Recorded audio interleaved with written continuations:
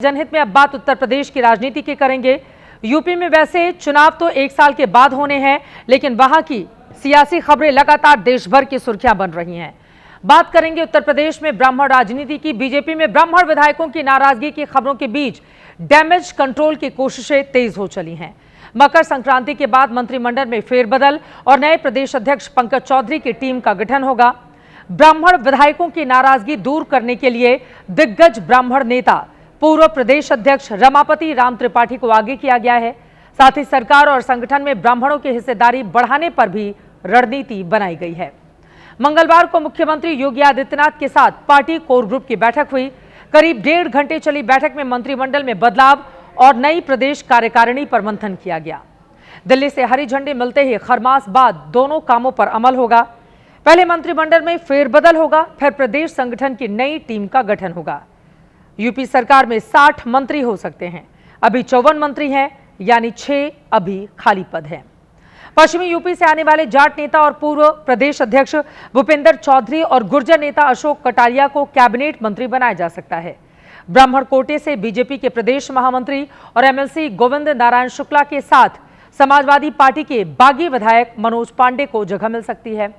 OBC कोटे से साध्वी निरंजन ज्योति और समाजवादी पार्टी से निष्कासित पूजा पाल को भी मंत्रिमंडल में शामिल किया जा सकता है। इकलौते सिख मंत्री बलदेव औलख को राज्य मंत्री से कैबिनेट मंत्री बनाया जा सकता है। ठाकुर बिरादरी के पूर्व मंत्री महेंद्र सिंह की सरकार में दोबारा वापसी की चर्चा है। वहीं सहयोगी दलों में आरएलडी और अपना दल को एक और राज्य मंत्री का पद मिल सकता है। फेरबदल में कई मंत्रियों को छुट्टी देकर संगठन का काम दिया जा सकता है।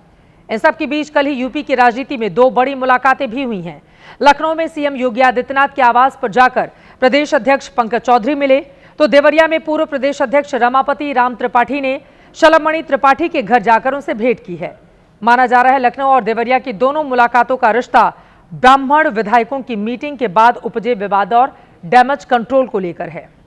23 दिसंबर को लखनऊ में सहभोज के नाम पर ब्राह्मण विधायकों को गोलबंद करने वाले विधायक पीएन पाठक ने कल ही इशारों में बड़ा संदेश दे दिया। उन्होंने सोशल मीडिया एक्स पर लिखा, जय श्री राम, जय सनातन, जय भाजपा। सनातन परंपरा में ब्राह्मण को समाज का मार्गदर्शक, विचारक और संतुलन कर्ता माना गया है। जहां ब्राह्मण एकत्र होता है, वहां ज्ञान, विवेक और चिंतन का मंथन होता है। जो हिंदू अस्मिता को सशक्त बनाता है, उसका धर्म समाज को जोड़ना है, विभाजन का नहीं है। माना जा रहा है पीएन पाठक का ये जवाब प्रदेश अध्यक्ष पंकज चौधरी को है, जिन्होंने लखनऊ में ब्राह्मण विधायकों की मीटिंग पर कड़ा ऐतराज जताया था।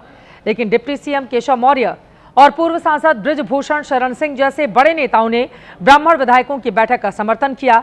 यानी इस मुद्दे पर पार्टी दो फाड़ है। अब सूत्रों के हवाले से खबर है कि मंत्रिमंडल फेरबदल और पंकज चौधरी की नई टीम में ब्राह्मणों का खास ख्याल रखा जाएगा। अभी योगी मंत्रिमंडल में 1 डिप्टी सीएम समेत 7 ब्राह्मण मंत्री हैं। आखिरी बार मार्च 2024 के विस्तार में सुनील शर्मा को ब्राह्मण कोटे से मंत्री बनाया गया था।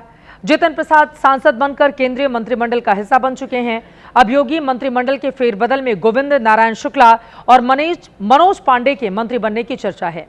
मुमकिन है कि प्रदेश के नए संगठन के मोर्चों में भी ब्राह्मण चेहरे को बड़ा पद दिया जाए। फिलहाल खबर यह है कि डैमेज कंट्रोल के लिए लगाए गए रमापति राम त्रिपाठी ने ब्राह्मण विधायकों से फोन पर संपर्क किया है और सब्र रखने की उनकी ओर से सलाह दी गई है। अब ब्राह्मण विधायक कितना सब्र रख पाएंगे, ये जो नए सिरे से उत्तर प्रदेश की राजनीति जातियों के इर्द गिर्द गोलबंद हो रही है, उससे जुड़ी हुई और खबरें सामने आएंगी, हम आप तक पहुंचाएंगे।